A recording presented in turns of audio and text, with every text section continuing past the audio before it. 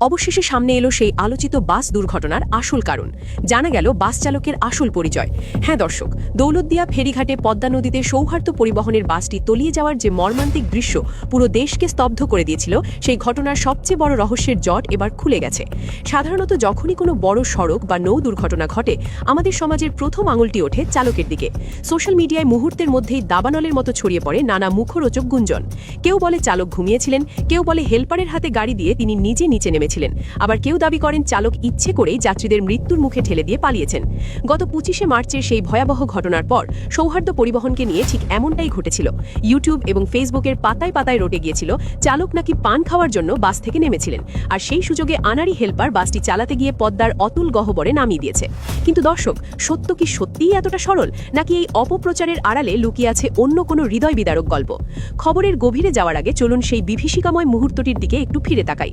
বাংলাদেশের ফেরিঘাটগুলোতে গাড়ি পারাপারের সময় একটি অত্যন্ত বিপজ্জনক কিন্তু প্রচলিত সংস্কৃতি আমরা সব সময় দেখে আসছি। অনেক সময় মূল চালক দীর্ঘক্ষণ গাড়ি চালিয়ে ক্লান্ত হয়ে পড়েন। ফেরিতে ওঠার দীর্ঘ সিরিয়াল দেখে তিনি ভাবেন এইটুকু পথ তো হেলপারই পার করে দিতে পারবে। এই ভেবে চালক হয়তো একটু চা বিস্কুট খেতে বা বিশ্রাম নিতে নিচে নামেন, আর ঠিক সেই অনভিজ্ঞ হাতে স্টিয়ারিং পড়ার কারণেই ঘটে যায় বড় বড় দুর্ঘটনা। সেদিনও দৌলতদিয়া ফেরিঘাটে শত শত যানবাহন পারাপারের অপেক্ষায় ছিল।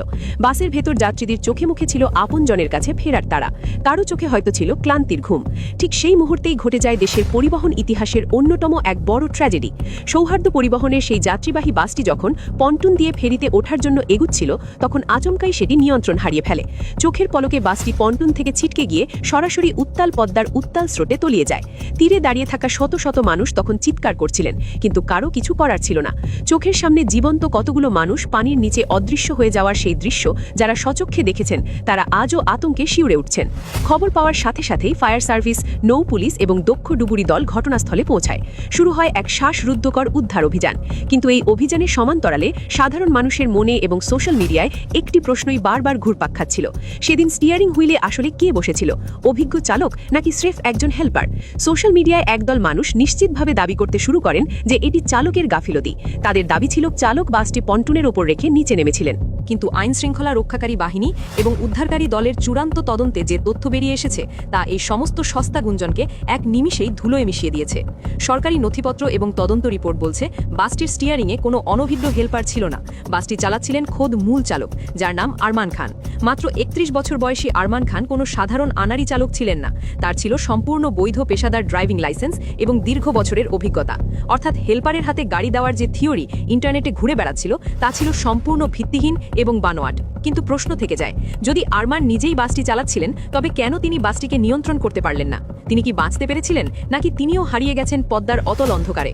দর্শক, কল্পনা করুন তো, আপনি টিভিতে বা ইউটিউবে দেখছেন একটি বাস দুর্ঘটনায় পড়েছে, আর ঠিক সেই মুহূর্তে আপনার মনে হচ্ছে আপনার আদরের সন্তান বা ভাই হয়তো সেই বাস থেকে নেমে নিরাপদেই আছে। ঠিক এই মানসিক দোলাচলের ভেতর দিয়ে পার হচ্ছিল চালক আরমান খানের পরিবার। কিন্তু ভাগ্যের কি নির্মম পরিহাস, সেই স্বস্তির নিঃশ্বাসই একটু পর হয়ে দাঁড়ালো আজীবনের দীর্ঘশ্বাস।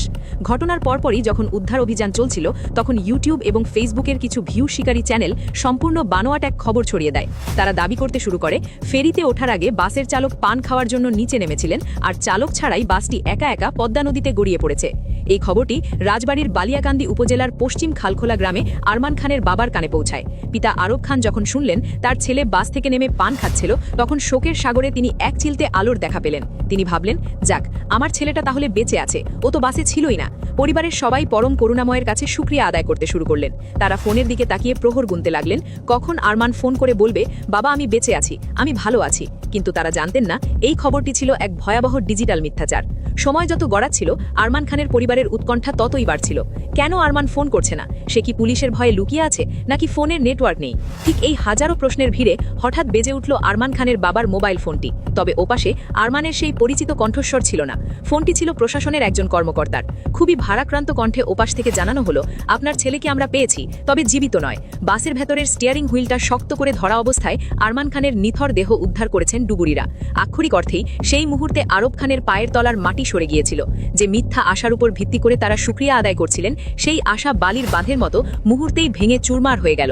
ডুবুরিরা জানিয়েছেন, আরমান খান পালানোর চেষ্টা করেননি। তিনি শেষ মুহূর্ত পর্যন্ত তার যাত্রীদের বাঁচানোর জন্য স্টিয়ারিং ধরে যুদ্ধ করে গেছেন। বাসের দরজা আটকে যাওয়ায় এবং পানির প্রবল চাপে তিনি বের হতে পারেননি। যে চালককে মানুষ সোশ্যাল মিডিয়ায় গাফিলতির দায়ে অভিযুক্ত করছিল, সেই চালক আসলে শেষ নিঃশ্বাস পর্যন্ত তার দায়িত্ব পালন করে গেছেন। এই মর্মান্তিক ট্র্যাজেডির সবচেয়ে বেদনার জায়গাটি হল, মাত্র ৩১ বছর বয়সী এই তরুণ চালকের ঘরে রয়েছে দুটি ফুটফুটে অবুঝ সন্তান। যে বাবা প্রতিদিন গাড়ি চালিয়ে বাড়ি ফিরে সন্তানদের মুখে খাবার তুলে দিতেন, সেই বাবা আজ একটি প্লাস্টিকের ব্যাগে মোড়ানো নিথর দেহ হয়ে বাড়ি ফিরলেন। দর্শক, আরমান খান তো একা যাননি, তার সাথে ওই সৌহার্দ্য পরিবহনের বাসে ছিল অসংখ্য সাধারণ যাত্রী, যাদের প্রত্যেকেরই ছিল আলাদা আলাদা স্বপ্ন এবং গন্তব্য। শেষ খবর পাওয়া পর্যন্ত ওই হৃদয় বিদারক ঘটনায় মোট মৃতের সংখ্যা ২৬ জনকে ছাড়িয়েছে। একটু ভেবে দেখুন, ২৬টি তাজা প্রাণ মানে ২৬টি আলাদা পরিবার, ২৬টি আলাদা স্বপ্ন, যা মাত্র এক মুহূর্তের ভুলে পদ্মার কালো জলে চিরতরে হারিয়ে গেছে।